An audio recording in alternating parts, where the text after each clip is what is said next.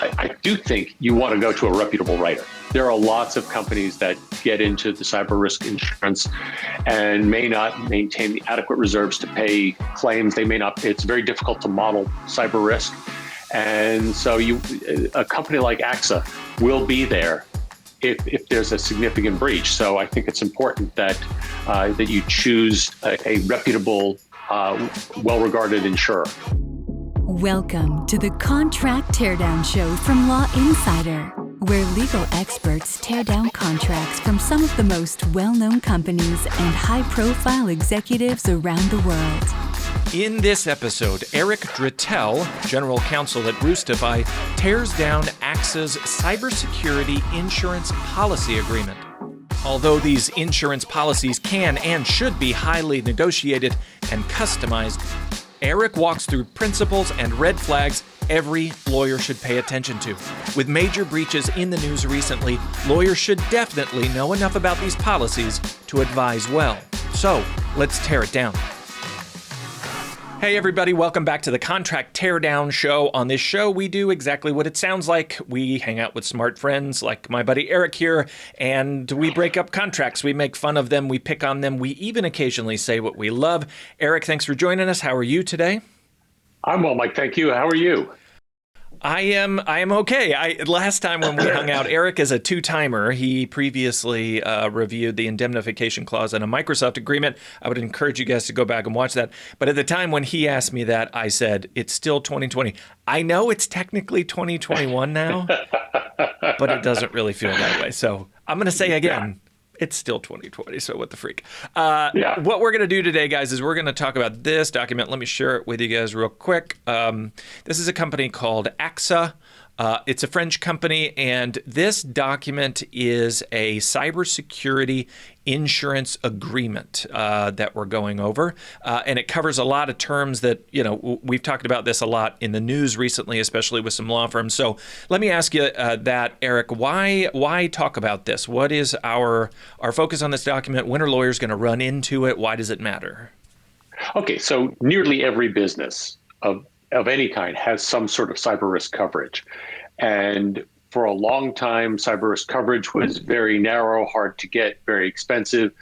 But now you hear ads for cyber risk coverage on the news at night. And so lots of people are getting it. Lots of people are interested in it, but really don't know what it includes and what it doesn't include. And with what happened with SolarWinds, Orion product over the last month or so, the need for cyber risk insurance is really greater than ever, and certainly people's attention to that need is greater than ever.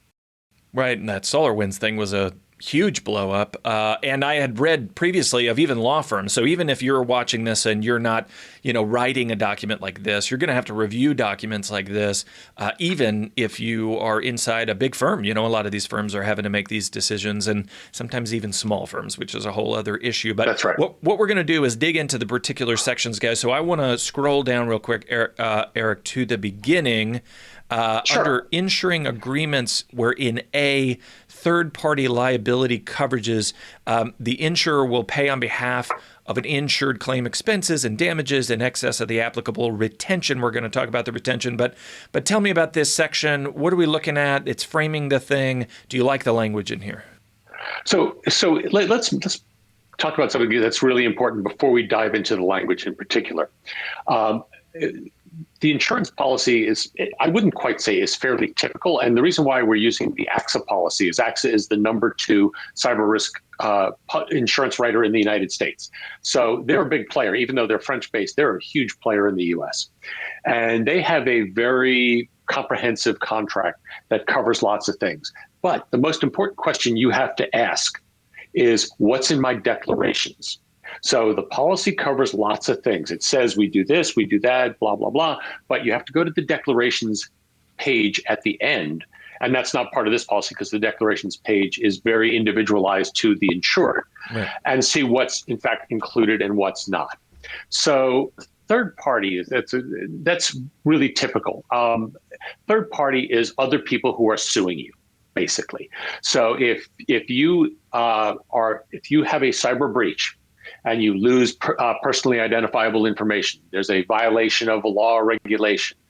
There's a violation of a data breach reporting requirement. You haven't implemented your privacy or security regulations, or you fail to just simply prevent the breach. That's all part of third-party coverage when somebody sues you. So this is the cover that protects you in case you're sued by a third party. Hey everybody, I'm Mike Whalen. I hope you're enjoying this episode of the Contract Teardown Show. Real quick, I want to ask you to do me/you really a quick favor. Look down below. You'll see a discount code to join the Law Insider Premium subscription.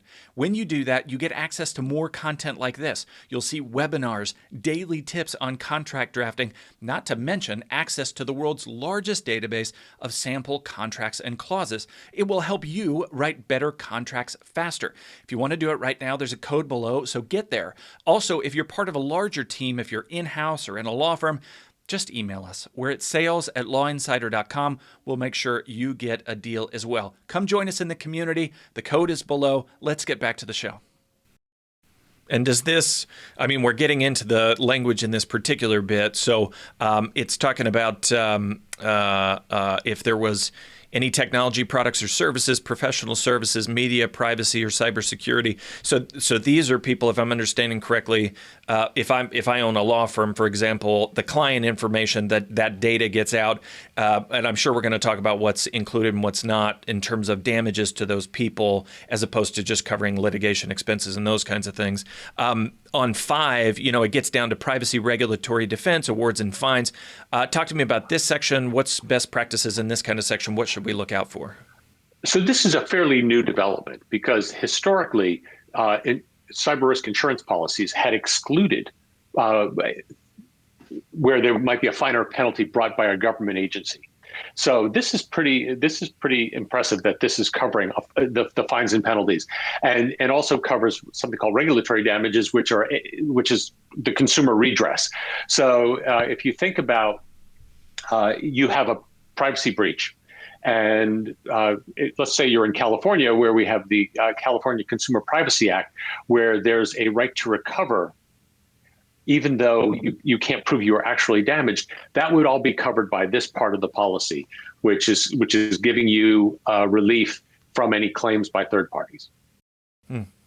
So we've got, if I'm understanding correctly, we've covered, in the very beginning in terms of what we're defining the scope of this thing. We've got maybe your clients are mad at you. We've got maybe government's mad at you. But then I as the law firm in this case, in the example that I gave, I've got expenses, right? So let's talk about That's right. B, the first party coverages. What am I looking for in here? Okay, so first party coverages are the losses you suffer as a result yourself of the breach. And for a long time, first party coverages were oftentimes excluded from cyber risk policies, or what's called sublimited. So let's just say hypothetically you had $10 million of cyber breach coverage, but you might have your first party coverage is sublimited to say $1 million. And that's part of the reason why it's so important to check your declarations page, your deck page, to see if your first party coverages are in fact sublimited. Why is this so important? And it's a simple question, but with a somewhat more complicated answer. Because in reality, if you think back on the significant cyber breaches that we've had, it's been almost all first-party coverages. Think about, say, Target or Michaels. So first-party coverages would cover things like you have to bring in a forensic investigator to figure out what happened. You have to bring in a law firm to represent you. You have to bring in a PR firm to communicate with the public. You have to potentially set up a call center to handle calls from people whose information might have been breached. If there are credit cards involved, you might have to there's costs associated with replacing credit cards. So there are a lot of first-party costs. And if you, again, look at Target, Michaels, Neiman Marcus, people like that, almost all of the damages they suffered were first-party. So what you're looking for here is pretty in-depth coverage. So here, for this first-party coverages are pretty broad. Loss of business income, that's unusual. So that's your net profit that you would have made but for the breach. Right. The extra expenses, the things that you do to avoid the loss of your income. This also covers a cyber extortion threat in 3 at the bottom, which is, again, pretty new, and probably of all the things companies and law firms might encounter, this might be the one thing that they get, where somebody makes a cyber extortion threat. They plant something on one of your servers that locks up your server, and they say, if you don't pay me X dollars, we're going to destroy that data. So that's actually covered by this. If the ransomware payment is authorized by the insurer, that's likewise covered. And also any cost of an investigation or how to respond to that kind of cyber extortion threat, that's also covered. That's relatively new, pretty comprehensive, and something that you should really care about. So again, when you're looking at your declarations page to see what your coverages are, and you need to make sure, ideally, that there's no sublimit at all on first-party coverages. And if first-party coverages are sublimited at all, it's a really high sublimit. So if your coverage is 10 million, then maybe your sublimit is 8. But ideally, you don't want any sublimit for first-party. Yeah, and let me ask you, like a child, when we talk about sublimited, sure. I say like a child. A child's not going to know what a deductible is either. But when we say sublimited, sure. Are we talking about like a deductible in an insurance policy that a normal person might be dealing with? This is like they're not going to pay this chunk. Is that right? That's a good question. So a deductible is what you're responsible to pay off the top. You know, if you have car insurance, which almost everybody does, if you have an accident and your deductible is $500, then the first $500 comes out of your pocket, and then the insurer pays the rest. Same thing in cyber risk. There's what's called retention or a deductible, and that's what you pay out of your pocket, and you will reduce your premium by the more that you agree to a higher deductible. Sublimiting is saying that, again, if there's 10 million in total coverage, and the policy may say, but we're only paying 5 million for first party. That's the sublimit. So that doesn't have anything necessarily to do with the deductible, although there could be a separate deductible applicable to first party. Right. So you need to, again, check for that as well. And you wouldn't see that in the language here. Again, it would be in the deck page. Yeah, and those are just, it sounds like the number limits that you just have to know to pay attention to be able to. And I was curious, just as an aside, it seems like what you mentioned, the cyber extortion, presumably something happened out in the world, right, where somebody cyber extorted somebody else, and then customers made demands to AXA. Look, this is a thing that could happen. It sounds like if I'm a lawyer who's trying to pay attention to whether this is a good deal or not, I have to have a pretty strong awareness of what the possible threats are, right? Like if I've never looked at one of these things before, I might not know to look out for a cyber extortion clause in here. What's a good way for a lawyer to sort of pay attention to what the potential risks are? You know, it's good. That's a very good question. I think honestly, it's reading the trade papers, right. Seeing what's out there, what the trends in the market are. Ransomware, cyber extortion is very common, phishing, very common. And if you're in any company of any size, then you're going to see, you'll get those phishing emails. You know, it's an email that looks like it's coming from the CEO, and it says, I need $10,000 wired to this account immediately so we can close this deal. And it looks like it's come from the CEO, it's got his name on it or her name on it. But as it turns out, it might be from, if you hover over the link, you might see it's from somebody entirely different. Right. But unfortunately, a lot of companies don't do that. And they wind up wiring that $10,000 and then say to the CEO later, hey, did you get it? And he goes, get what? And then you know you've been ripped off. Well, I'm remembering when I think it was Equifax that went all sideways, and to your point earlier about having to deal with the expenses of that. I think I remember they had like their own app, developed that you had to go in because the breach was just so big, and they had to. So I'm looking down at C, the data breach response and crisis management coverage. There's a lot of details in here about what you're going to have to do to clean it up. Talk to me about this section. What should I look out for? Yeah, this is a huge section. This is incredibly important because the data breach response and crisis management coverage is really what this is all about. This is kind of taking all the first party costs and lumping them together. As I said before, it's the legal fees, the forensic consulting, PR, breach notification, call center, credit monitoring. If you were subject of the Equifax breach, as I was, they provided a free credit monitoring service. They had a call center if you had some questions. There are all sorts of costs associated with this, and this is what the insurer is standing behind. It's the costs of providing this, and the reality is, to the point you made a moment ago, that this kind of coverage is really a response to both market demand, and also what insurers see as an opportunity to write business. Insurers want to grow, and they grow by writing more business, and they take a risk, of course, that their premiums will exceed what they have to pay out. And so that's why you see over time changes in what insurers will agree to, because they'll see where their losses are coming and whatnot. And when I first got involved in cyber risk insurance, probably 10 years ago, nobody had any data on anything. And so there was very much feeling around in the dark. What should I cover? What shouldn't I cover? What should I limit? And so forth.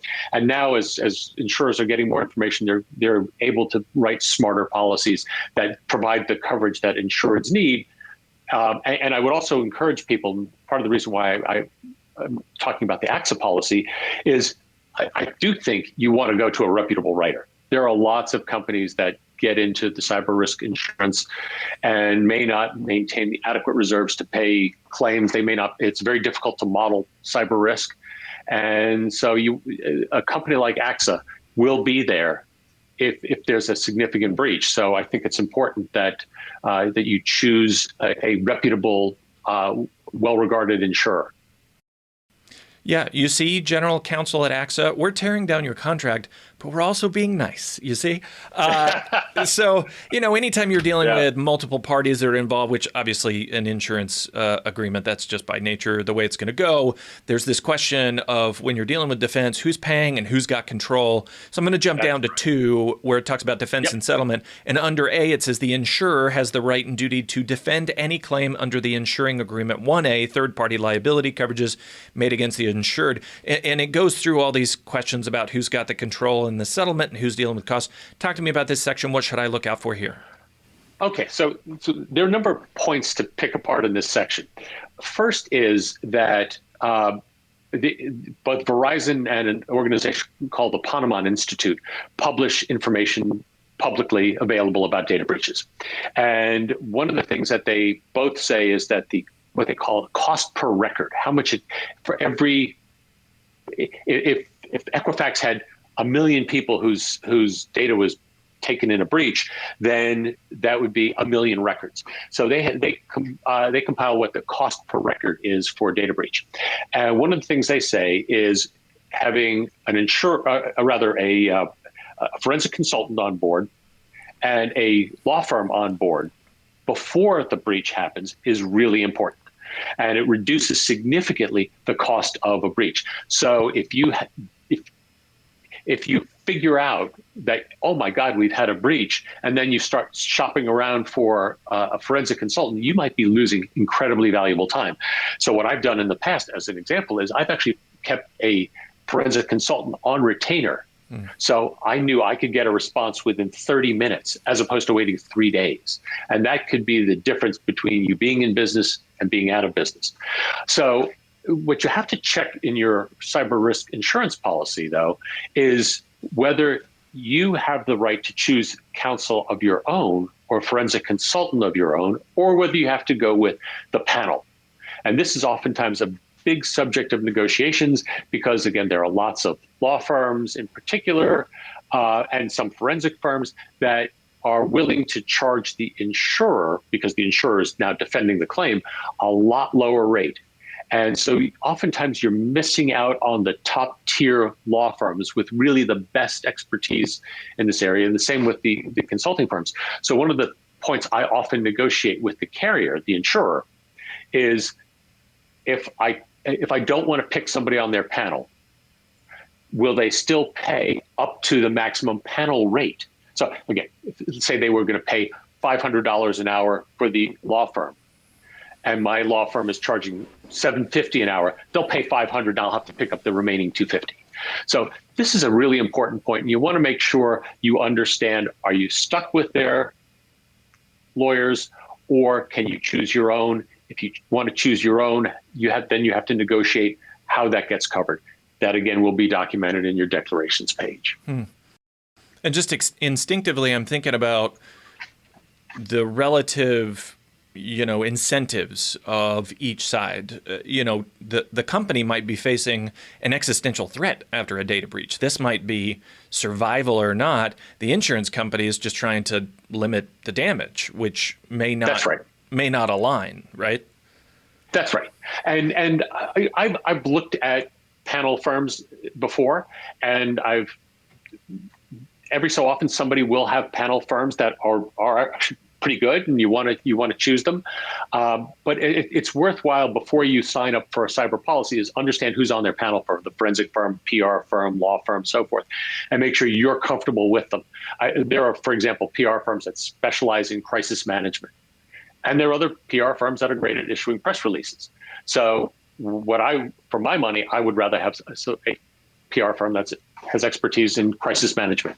And so that's why I again encourage you to engage in the dialogue with the carrier to make sure before you sign up for the policy, who do I have to choose from, and what happens if I want to choose my own?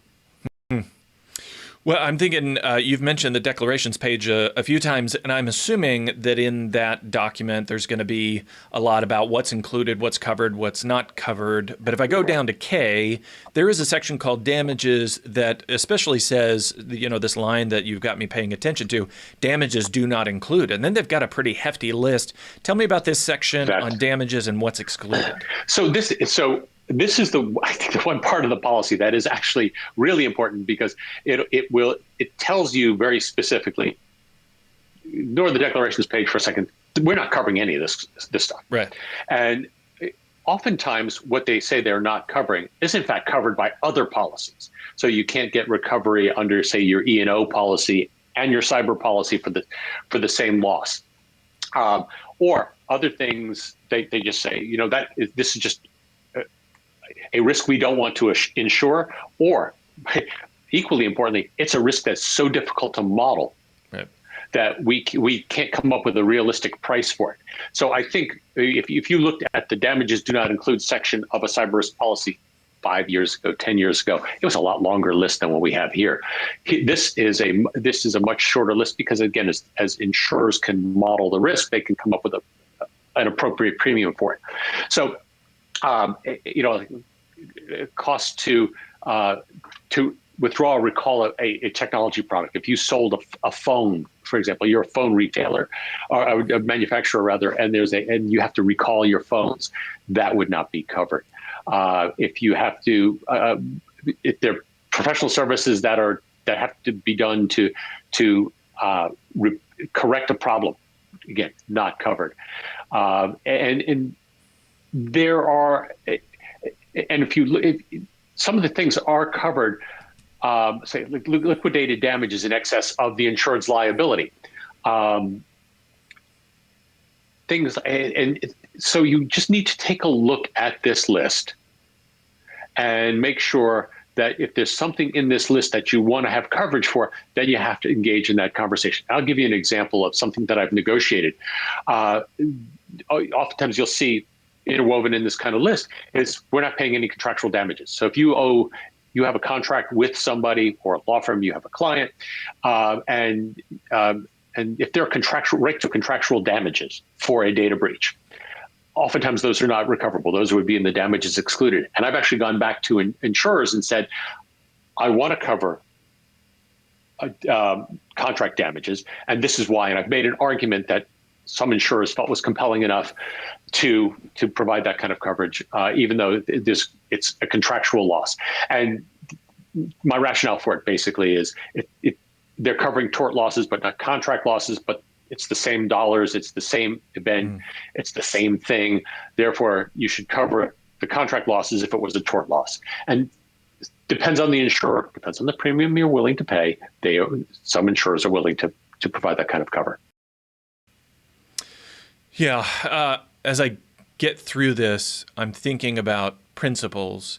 And it's tough with this kind of document because, as you pointed out, it is so situation specific and negotiating around the situation. You had sent me a list of questions, and if we can get tactical and then move over to the principle, you had sent me a list of questions, and I just want to list a couple of these things off. Does the policy cover losses caused by rogue employees? Because it's always people, right? Most of the time it's people.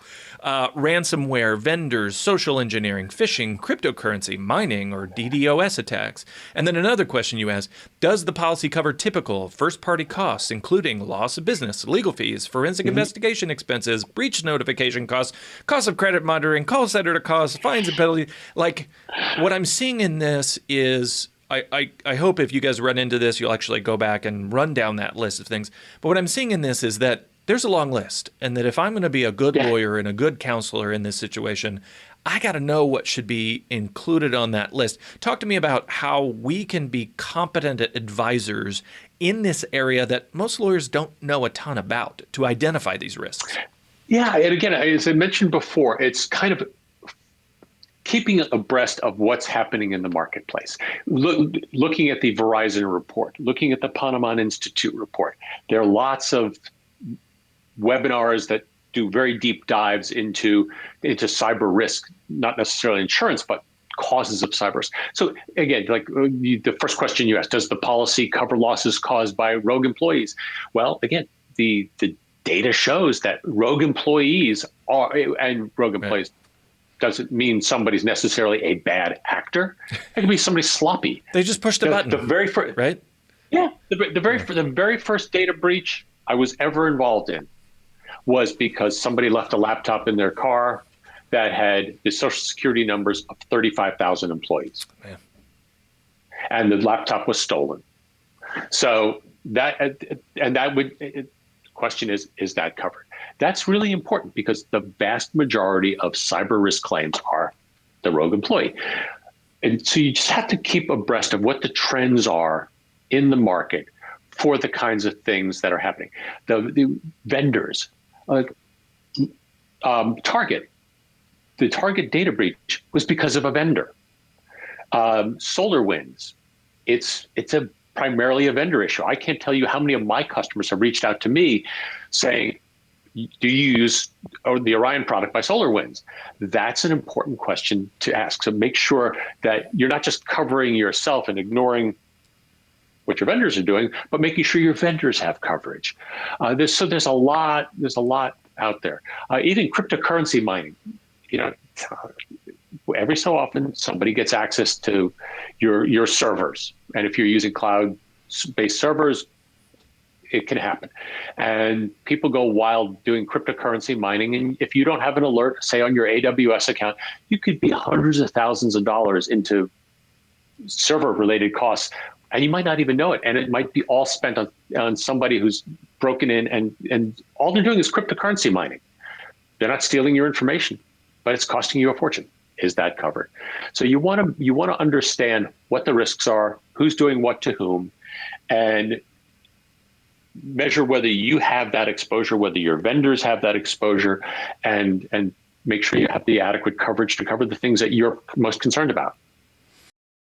Yeah, because it's a pandemic, I'm going back and binging Burn Notice and similar spy shows. You guys should just watch those and take notes. They're documentaries. You'll see it's always people, right? They always get in through people. They screw up something and find all these numbers. So pay attention to those things. Eric, if people want to learn more about, how to pay attention to these kinds of issues, where to go to learn more about some of the risks, what's the best way for them to get in touch with you? if you can reach out to me on LinkedIn as well, and I'd be happy to engage in a conversation with anybody who has any questions about this. Awesome. I appreciate that. And guys, we will have this document as well as other resources available at lawinsider.com/resources. That's where the show notes live. So go there. Also, if you want to be a guest on the Contract Teardown Show and beat up contracts, sometimes nicely like Eric and I did, thank you very much. Just email us. We're at community@lawinsider.com. We'd be happy to have you. Thank you again, Eric. We'll see you guys next time. Okay. Bye-bye.